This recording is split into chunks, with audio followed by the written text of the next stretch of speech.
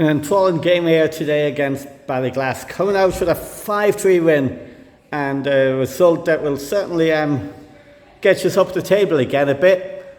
And a hat-trick by Keane Halpin, a goal each from Simeon and Dan having to go into goal following me all getting injured after conceding the second from the free kick. But how do you sum the game up yourself? We started well, we came out strong, we moved the ball quick and we went 2 up. Keane scored a great goal. We kind of dropped off a bit and Ballyglass came back with a goal. But in the second half we picked it up again and we worked hard and we got the goals we needed. And Ballyglass actually beat you 3-1 earlier in the season. And when you look at today, and I know you came off another match in Sligo the very same day, a number of you to play in that match, but having fresh legs makes all the difference. Yeah, we worked, every player played a shift today and we were closing down and we didn't give them much space. And it was different to game Ballyglass where we struggled to get momentum and take our chances. Today, everyone worked hard and got the win. And of course, Ballyglass are due to play the first team in the Calor Super Cup, and I'm sure it'll probably give them a little bit of focus for that particular tie, explore Ballyglass's strengths and weaknesses approaching that game for them. Yeah, they're a decent team, Ballyglass, so it'll be a tough enough game for the Super League, but they're well able to win that. And that win sets you up nicely for the tie against Ballina Town in the same competition. Ballina Town, we all know that'll be a tough game. They've quality players, they've experience. They're actually the defending champions of this competition. They actually beat the first team back in October. So I'm sure you'll be going into that game with no fear and just take them on and see what happens. Yeah, we just have to do our stuff like we did against Ballyhane. We beat their first team and we showed that we're able to play against Super League teams. So we should have a bright go at it anyway. And I'm sure we'll be looking forward to that game, and hopefully we'll get a good crowd down here to support you in that match as well. Yeah, hopefully we'll have a great crowd, because it always helps having the supporters roaring you on, gives you a boost. Indeed, and many thanks for talking. Chat to you again. Thank you. Fantastic result today against Ballyglass. I know you lost to them earlier on in the season. Hat-trick from Keane Halpin, a goal each from Dan, who actually went into goal himself after me all getting injured, and Simeon Popoff. Some nice football. Felt that we deserved to win the game as myself personally, but what's your thoughts on it? Yeah, I thought we deserved to win the game. I thought we were always in control. I think that Ballyglass maybe got a couple of fortunate goals, and we probably could have scored another couple. But I thought it was a really good game of football. I know the tempo slowed a little bit in the second half, but I thought it's nice to play a game of football where there's no shouting and roaring and giving out to the referee. And John Monroe came up to me afterwards and said that he enjoyed refereeing the game, that it was just a good, solid game of football with plenty of good quality. I thought Ballyglass played some really nice football and tried to play ball. I think both sides tried to play football. Credit to Ballyglass for that. Happy with us, the game had a little bit of everything. It was the strangest game. We were missing quite a number of players. I'd say we were missing maybe 7 or 8 players, and asked a few players to play in different positions, and all culminating with Dan ending up in goal and having an assist. So it had a little bit of everything in it. So what's the update on Mihal following his injury? Yeah, Mihal dived to try and save a shot, and he hit his ear, scraped off the post, and he has a cut on the top of his ear, which would require, I'd say, a stitch or two. But it's not. It doesn't look as serious, and there wasn't a lot of blood coming out of it. But there is a slit there, so it's not a head impact injury. It was the reason he had to come off was because of the stitch, the need for a stitch.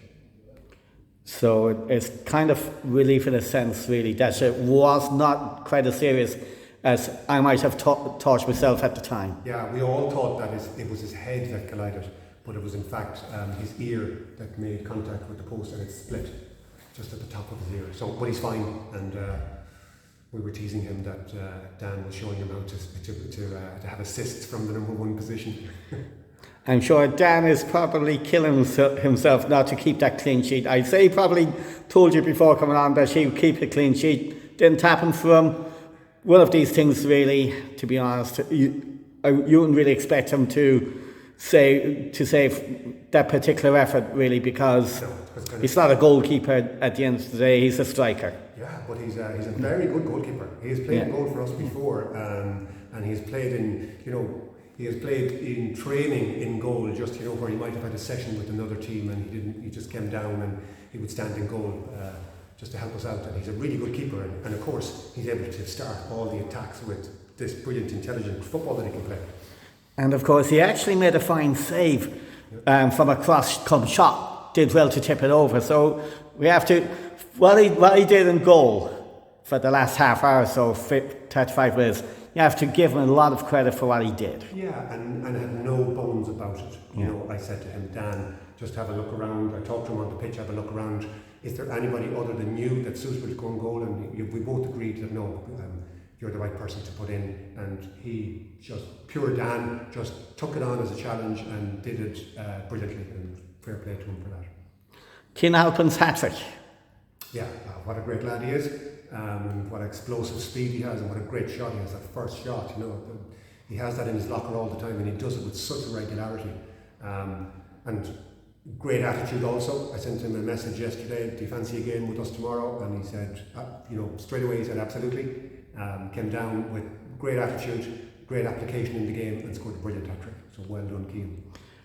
And Ballyglass, I'm sure Kevin and the boys will be looking at this game, looking at their strengths and weaknesses and assessing before the first team play them in the cup game, whenever that will be fixed. Yeah, I think, is that supposed to be next Sunday? Or next weekend, I think? I know the next round is next weekend, so I say we'd probably just wait in confirmation on the fixtures. Yeah. And it's, we have the recording of it now, so Kevin can have a look at that and he can decide how he wants to set up the sessions during the week and how to set up his team next week. Should be helpful. And looking to your own game next weekend against Ballina Town. It's a massive test for the lads. We know Ballina Town are actually the defending champions in this competition. They actually beat us last October to win it. And we played them there, last Thursday week in the Super League. They beat us 3-1. And I'm sure it'll be certainly food for thought for the lads. Yeah, but that's the great thing about Premier League sides that finish in the top half of the season the year before.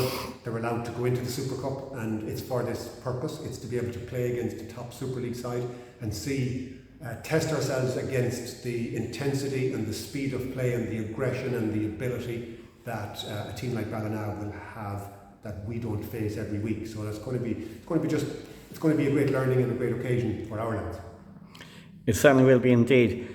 And moving on to another team, the development team. Credible 3-3 draw against Ballyglass B last night with an own goal, Renald Fedetoffs, and a DJ Shaw scoring. And for the record, he'd be the first player of Indian heritage to score for a junior team in the club. Only you would know that, Kenneth. Well done.